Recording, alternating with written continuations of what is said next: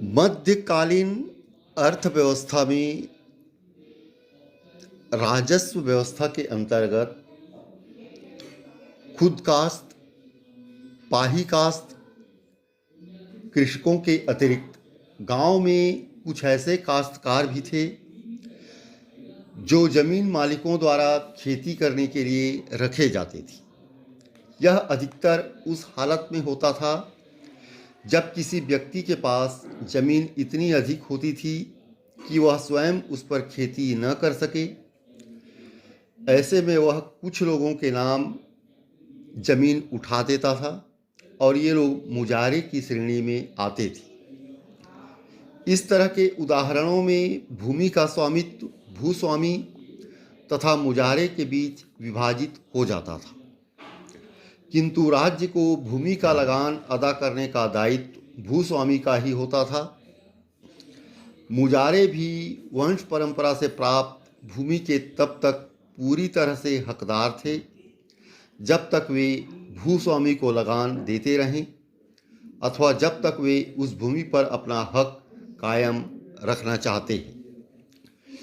ग्रामीण क्षेत्रों के आर्थिक संबंधों में परंपरागत सामाजिक नियमों का अपना एक अति महत्वपूर्ण स्थान था।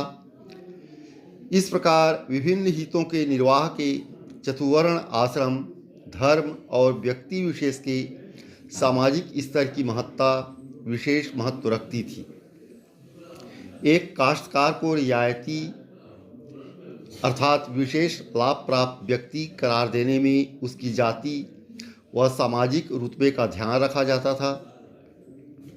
कर लागू करने में उच्च जाति के व्यक्तियों को विशेष रियायत दी जाती थी।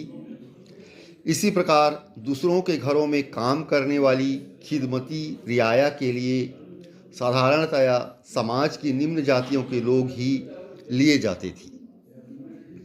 उस समय एक ऐसी प्रथा सी बन गई थी कि उच्च जातियां स्वयं अपने हाथ से खेती नहीं करती थीं।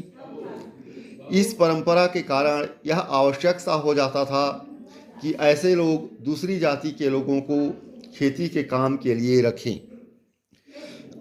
वर्ण व्यवस्था का एक और उदाहरण इस बात से मिलता है कि कुछ काम धंधों पर किन्हीं जाति विशेष का एकाधिकार सा हो गया था। जैसे कपड़े बुनने का काम जुलाहों को छोड़कर और कोई नहीं करता था। फिर भी यह कहना कठिन होगा कि समाज की आर्थिक गतिविधियों में वर्ण प्रथा ने एक अभेद्य व अपरिवर्तनशील विभाजन ला खड़ा किया था। स्वयं वर्ण